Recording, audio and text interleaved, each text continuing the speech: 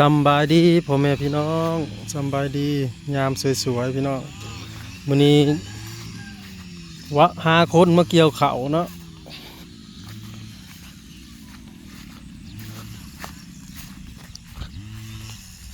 ทั้งตัดทั้งเกี่ยวพี่น้องจักได้จักคนเฮาห้องก็ออกมาแต่เฮ็ดอยู่ครัวกินเนาะเฮ็ดไก่แต่ดึกๆผู้บ่ทันแล้วซะเบิ่ง1 2 3 4 5 6 7 8 9 10 11 12 13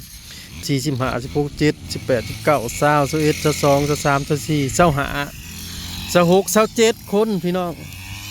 เกือบฮอด30เคยผู้ไทยครับ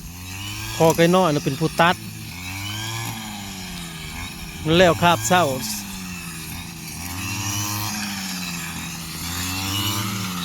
ไก่น้อยได้2ให้ละ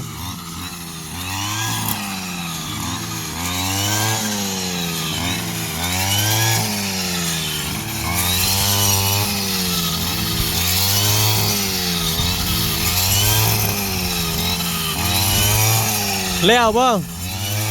ฮะ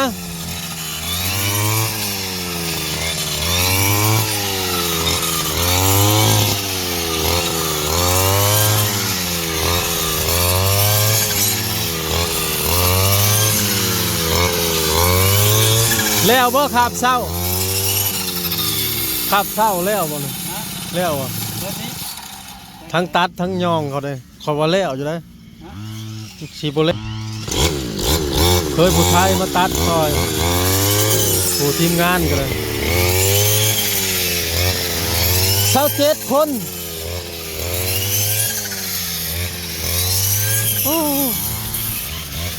น้องลังไม่ใหญ่ซ้อนหัวเสาเอื้อยโอ้หยุดเมียก็อยู่ทั้งข้างมือ2เนาะโอ้ให้มีกำลังใจบ่เมื่อยดอกเจ้าน่ะฮะให้มีกำลังใจเลย2 ฝาข้างเนาะเมียน้อยเมียใหญ่เฮ้ยทีมงาน17 คนหวย27 คนเหมือน17 2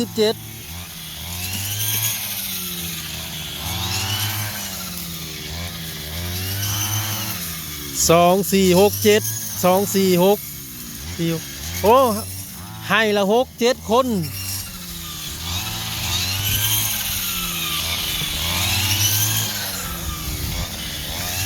เกี่ยวข่าวมือแรกพี่น้องลงแขกได้27 คนน้ำผัดมีตุกเดียวเนาะเดี๋ยวเสียก็ตุกมาไปผู้น้ำน่ะแล้วเบิดกูไฮบ่แล้วเบิดกูไฮบ่เจ้าข้าวเจ้าก็แล้วเรียบร้อยได้จักสอบจักไฮข้าวเจ้าเนาะ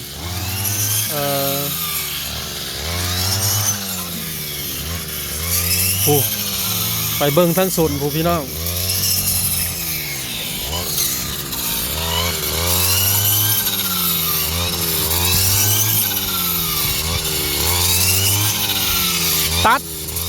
ตัดย่องเขาโลดตัดย่องเขาเลยโลดน้ำมันมาแล้วน้ำมันสีพอกมาบ่น้ำมันสีพอกเจ้ามาบ่น้ำมันสีพอกเจ้าน่ะน้ำมันสีพีมาบ่น่ะคอยมีอยู่เสียมาหายอยู่น้ำมันแดงน้ำมันแดงเสียมาไว้ใส่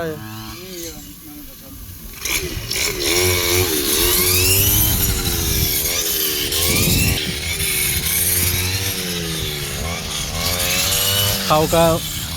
งามแต่แถวกลางนี่แหละพี่น้อง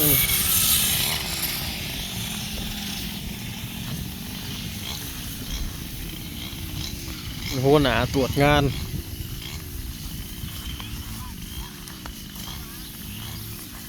พอเท้าบ่อยากข่าวบ่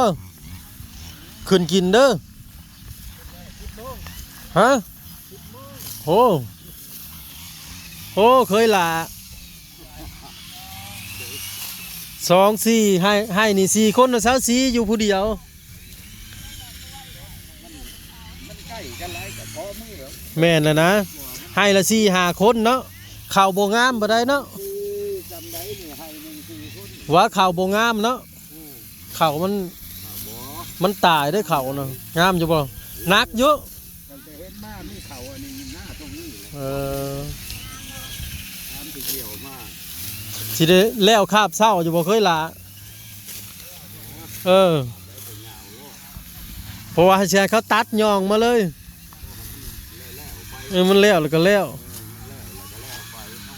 คันบ่แล้วก็ต่อคือว่าเด้อ บ่เห็นตับมางมหลายเสือ อืม ได้สิยากงัวยากควาย ยากแล้วนี่งู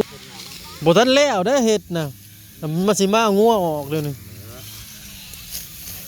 พอเฒ่าเพิ่นว่าข้าวงามอยู่ว่าซั่น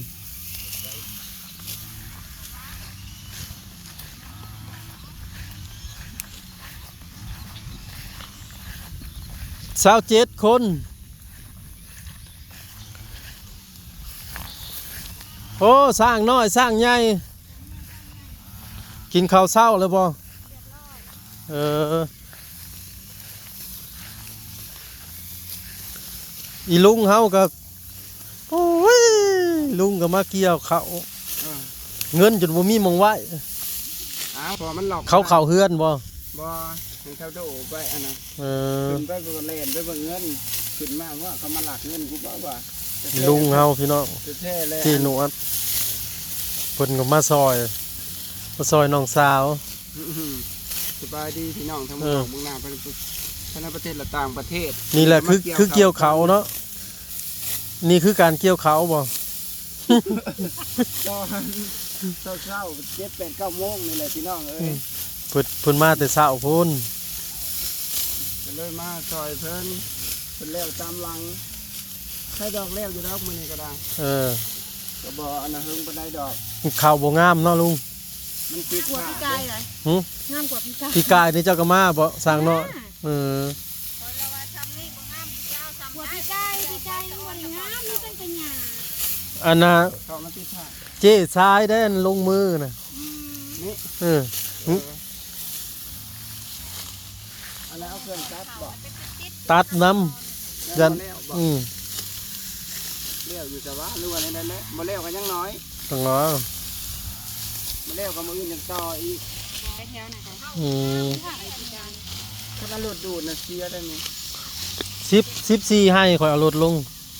เป็นจังไดมันบ่ได้เหี้ยบ่ ธรรมดาก็เฮียและรถเนาะ อืม เครื่องเลยเนาะ อืม เพื่อมันกวกเข้ามาเนาะ อืม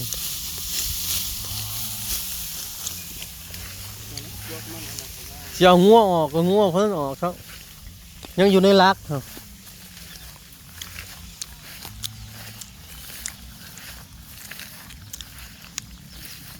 ฝนสิมาแห้งได้เขาว่าฝนสิแห้ง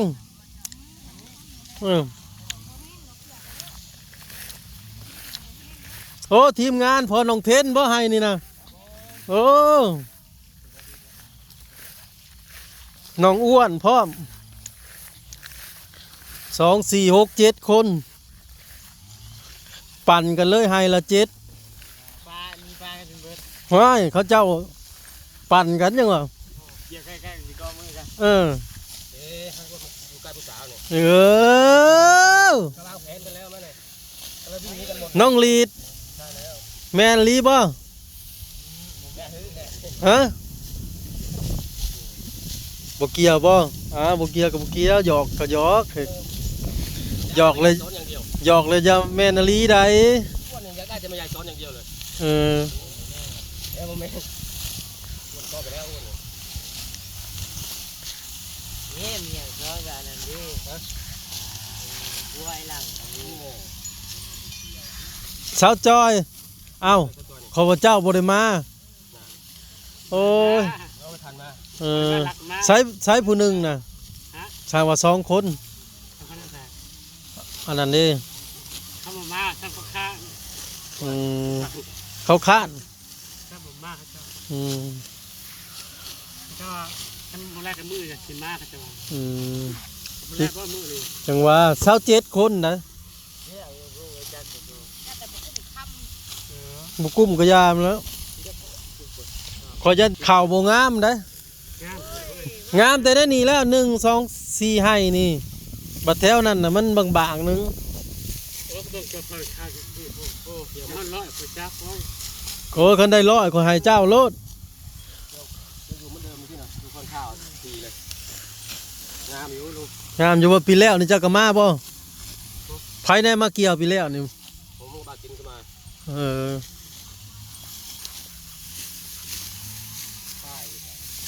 ได้ทุกปีนะทั้งเขียวแต่ดำมันไม่ได้มาหวานแล้ว หน้า40กว่าให้50ให้นี่แหละ การมาก โอ้ลุงโกมเพิ่นเอารถลงมาเลยผม ตัวเสร็จแล้วบอกอันนี้มาตอนเราไว้ของพ่อ